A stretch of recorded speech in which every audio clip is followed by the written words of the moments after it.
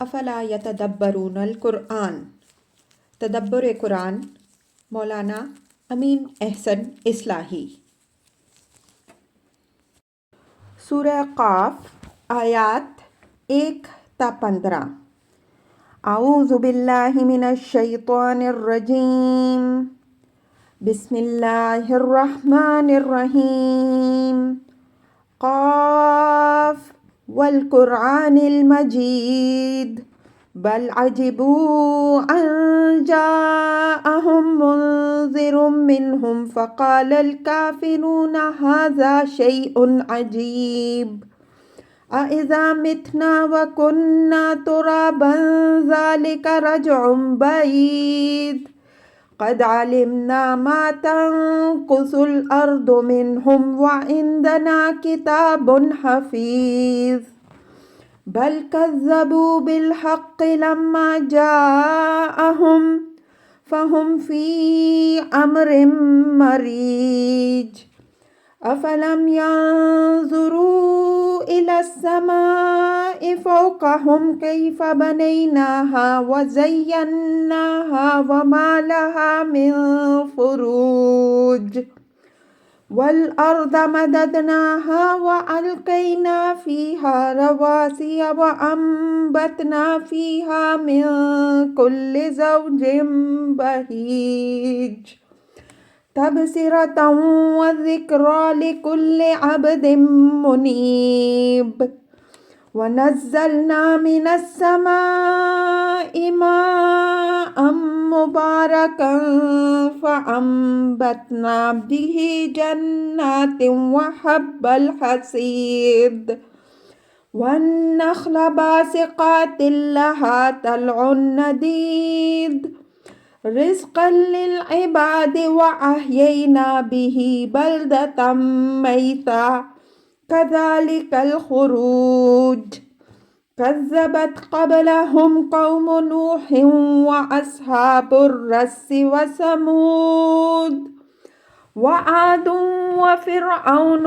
وإخوان لوط وأصحاب الأيكة وقوم تبع كل كذب الرسل فحق وعيد أفعينا بالخلق الأول بل هم في لبث من خلق جدید۔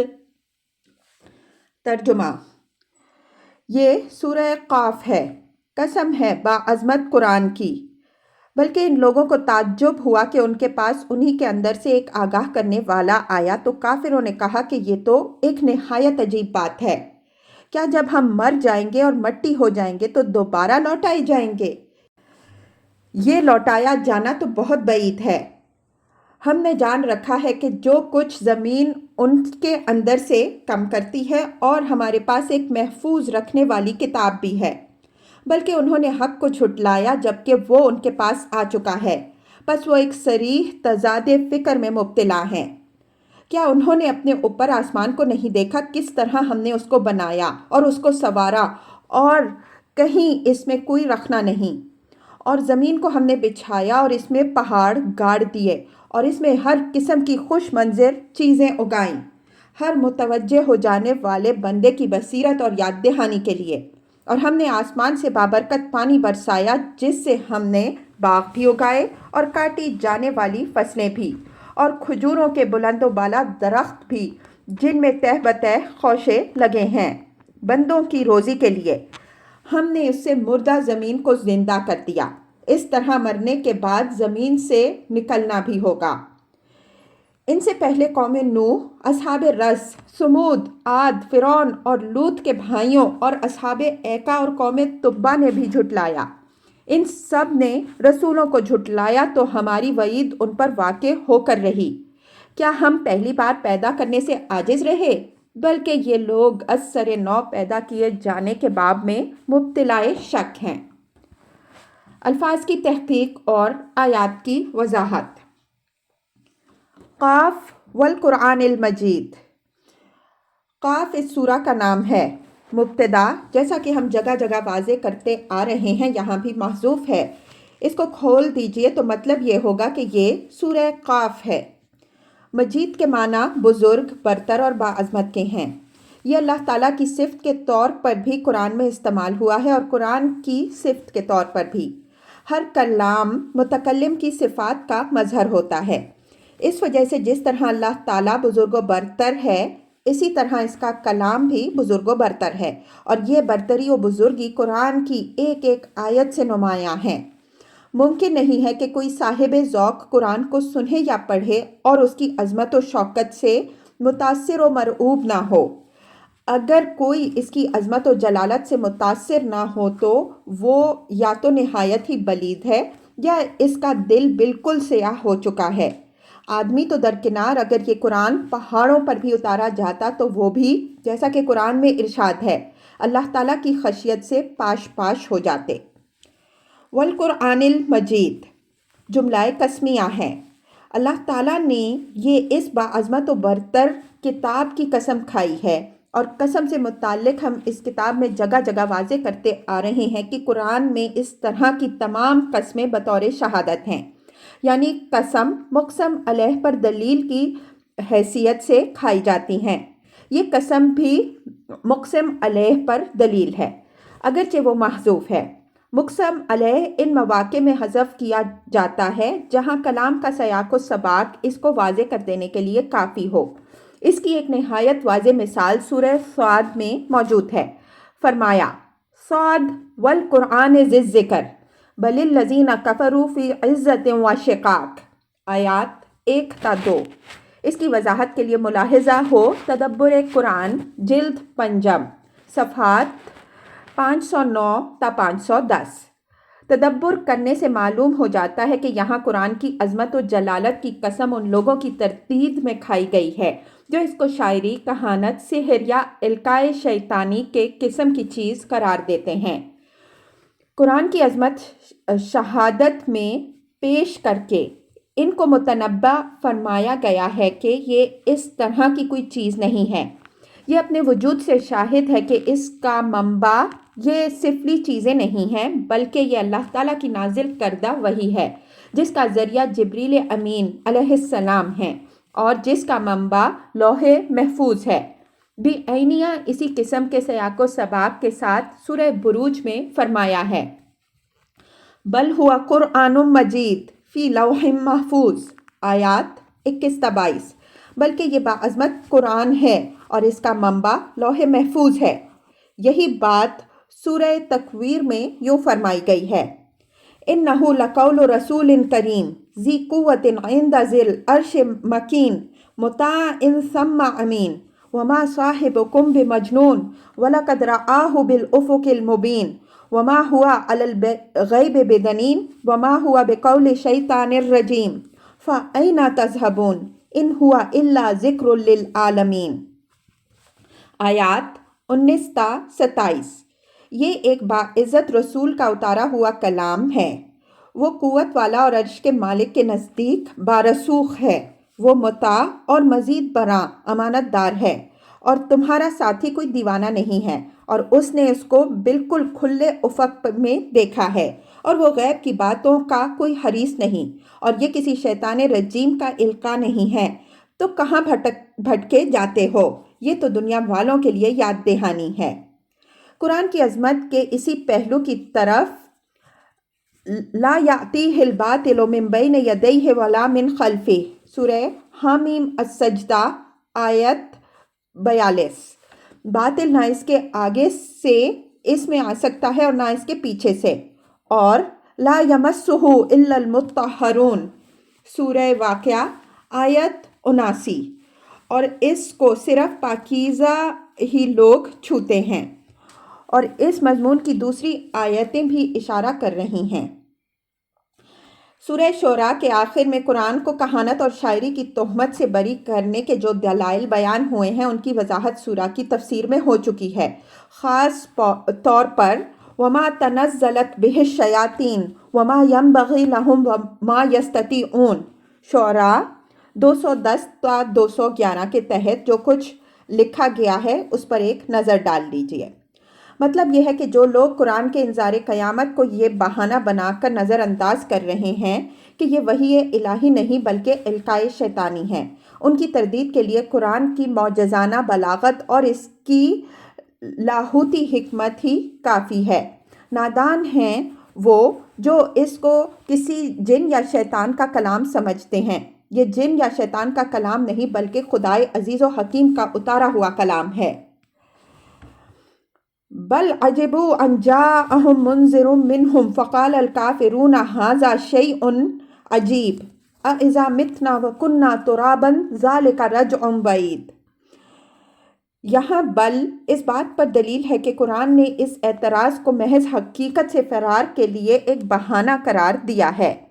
اس بل کے مضمرات کھولیے تو پوری بات یوں ہوگی کہ جو لوگ قرآن کو جنات و شیاطین کا القاء قرار دیتے ہیں ان کی تردید کے لیے قرآن کی عظمت و جلالت ہی کافی ہے۔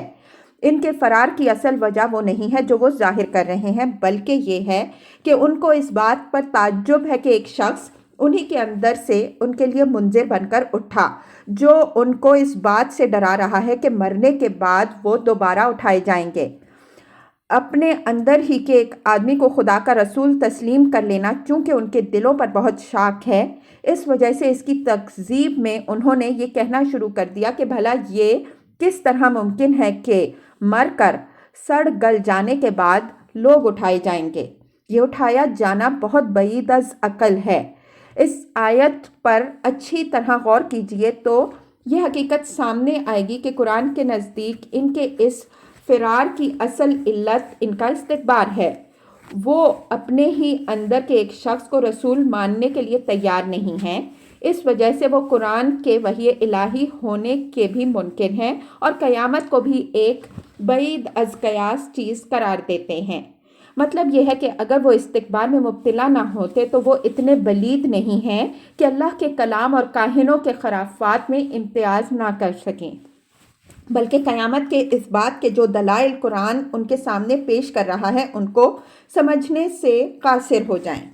اس استکبار کی تفصیل پیچھے کی صورتوں میں گزر چکی ہے کہ یہ لوگ اول تو اپنی ہدایت کے لیے کسی رسول کی ہدایت کے قائل ہی نہیں، اور اگر کسی درجے میں قائل ہیں بھی تو ان کا گمان یہ ہے کہ اللہ تعالیٰ کو کوئی رسول بھیجنا ہوتا تو وہ کسی فرشتہ کو رسول بنا کر بھیجتا یا مکہ اور طائف کے سرداروں میں سے کسی کو رسول بناتا۔ ان سرداروں کے ہوتے یہ کس طرح ممکن ہے کہ وہ ایسے شخص کو رسول بنا دے جو ایک بالکل غریب آدمی ہے؟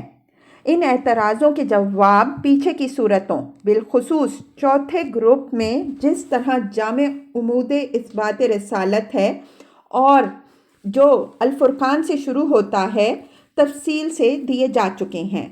یہاں گروپ کے مضمون کے تقاضے سے ان کے ان شبہات سے تعریض کیا ہے جو وہ مرنے کے بعد دوبارہ زندہ کیے جانے کے امکان پر وارد کرتے ہیں اور جن کو قرآن اور رسول کی مخالفت کے لیے جیسا کہ ہم نے اوپر اشارہ کیا انہوں نے بہانہ بنا رکھا ہے۔ قد علمنا ما تنقص الارض منہم وعندنا کتاب حفیظ۔ فرمایا کہ دوبارہ زندہ کیا جانا اس وجہ سے ان کو بعید از امکان معلوم ہو رہا ہے کہ جسموں کے سڑ گل کر خاک میں مل جانے کے بعد ان کے اجزاء کو زمین کی تہوں سے فراہم کرنا ان کے خیال میں ناممکن ہے۔ یہ مغالطہ اس وجہ سے ہوا کہ انہوں نے اللہ تعالیٰ کے علم کو اپنے علم پر قیاس کیا، حالانکہ اللہ تعالیٰ کا علم ہر چیز کا احاطہ کیے ہوئے ہے۔ جس میں انسانی کے جن اجزاء کو زمین تحلیل کرتی ہے وہ ان سب کو جانتا ہے، کوئی چیز اس سے مخفی نہیں ہے۔ جس نے ہر چیز کو خلق کیا ہے اور جس کے حکم ہی سے ہر چیز پر موت طاری ہوتی ہے، اس سے کوئی چیز کس طرح مخفی رہ سکتی ہے؟ الا یعلم من خلق الملک 14۔ کیا وہ نہیں جانے گا جس نے ہر چیز کو پیدا کیا؟ اور جب وہ جانتا ہے تو جب وہ چاہے گا ان تمام اجزاء کو فراہم کر کے ہر ایک کے جسم کو از سر نو مشکل کر دے گا۔ اس کام میں اس کو ذرا بھی دشواری نہیں پیش آئے گی۔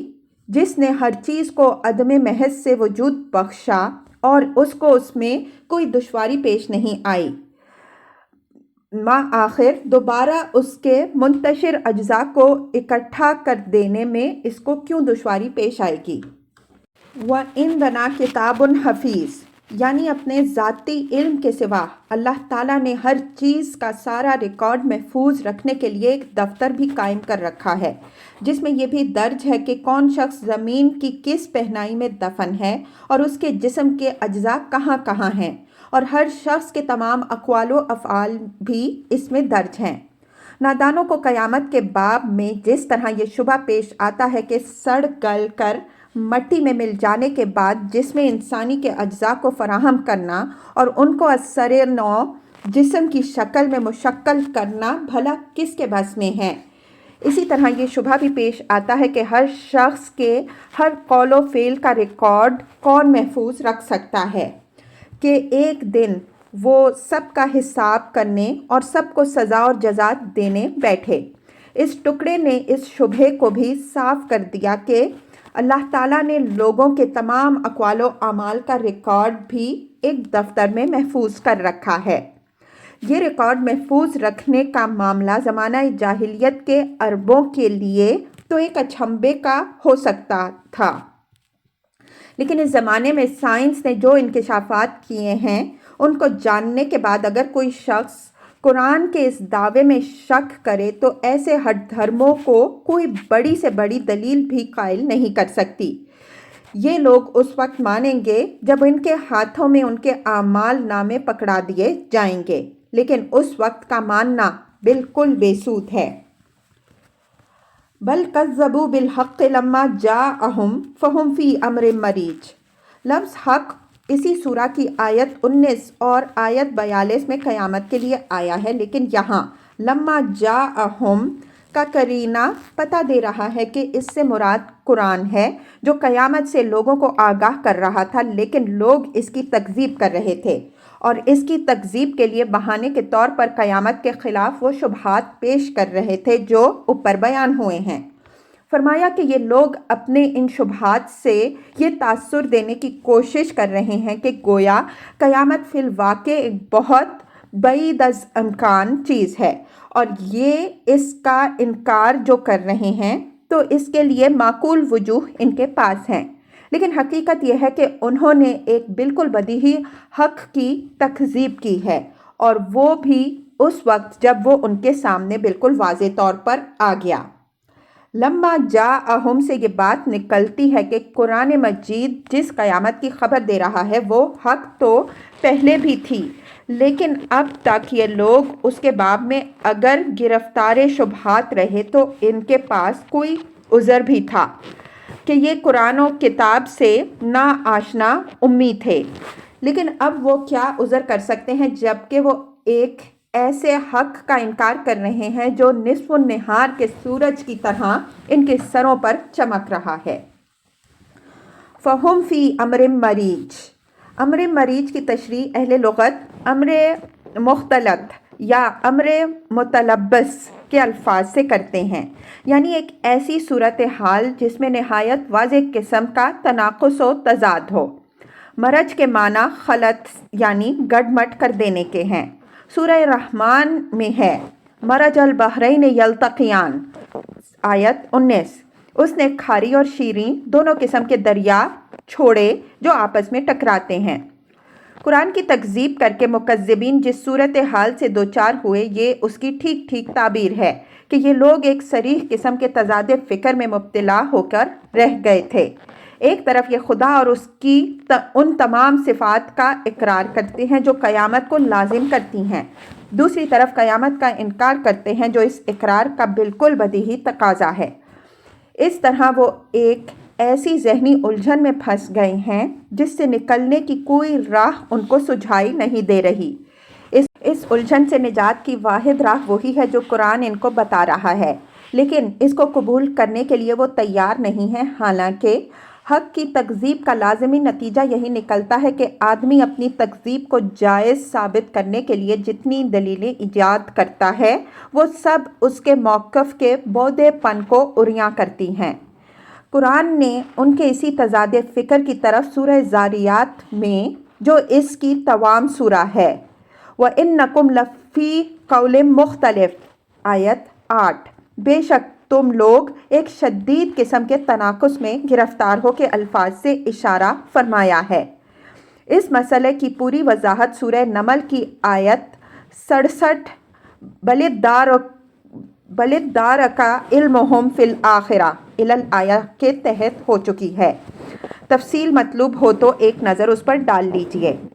یہ امر یہاں ملحوظ رہے کہ انسان کی گمراہی میں سب سے زیادہ دخل اس کے اسی تضاد فکر کو ہے، یا تو وہ اپنی سہل انگاری کے سبب سے رطب و یابس ہر قسم کے نظریات اپنے ذہن میں جمع کر لیتا ہے، یا اپنی خواہش نفس کی پیروی میں صحیح نظریات و عقائد کے ساتھ باطل نظریات بھی جمع کرنے کی کوشش کرتا ہے، جس کا نتیجہ یہ نکلتا ہے کہ اس کی زندگی مجموعہ ازداد بن جاتی ہے۔